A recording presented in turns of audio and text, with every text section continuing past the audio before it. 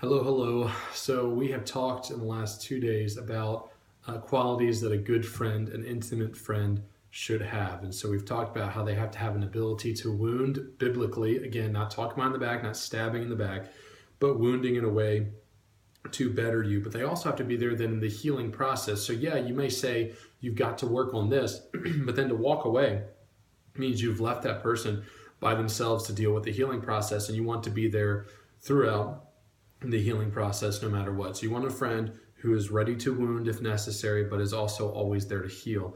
But then the thing we're going to talk about today is you do want a friend who is willing to sacrifice for you.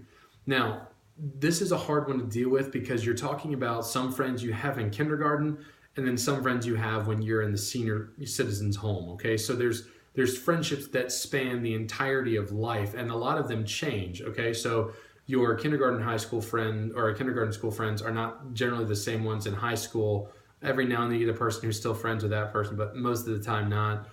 College, your high school friends you'll barely talk to, if at all. And then once you graduate college, you get into a career path somewhere, you generally make friends in that. So the point being is that this is going to switch all the way through. So someone who is in high school asking your friends to sacrifice everything for you is not really wise, because they may not even be your friend once you go to college. Not because anybody's mad at each other, but just because you're going down separate paths of life.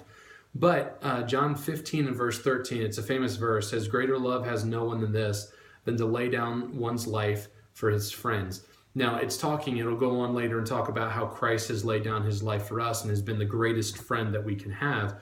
But the idea is that those who love people will sacrifice for them, even if it means their life. So your intimate friends should be willing to sacrifice things for you. They should be willing to say, I will put off doing what I want to do to be there to help you heal, to help prevent you from wounding yourself even farther, to grow together. I may want to go to this party on the weekend, but it may cause you to stumble. You know what? So I'm going to sacrifice as a friend, and we'll hang out together, or we'll go do something else that doesn't involve that. A friend that is a good friend will sacrifice for others, and that may mean shutting their mouth to let you speak, or vice versa. Sometimes to be a good friend, it means sacrificing your opinion on things to listen to what other people are going through. So my encouragement to you today is, if you don't have a friend that can wound, can heal, and sacrifices for you, you need to find one. But more so than that, you need to be one. You need to be a friend who will wound in a biblical way, who will be there through the healing process, but will also sacrifice for your friends because God commands it in a friendship. Greater love has no man than this, the man lay down his life for his friends.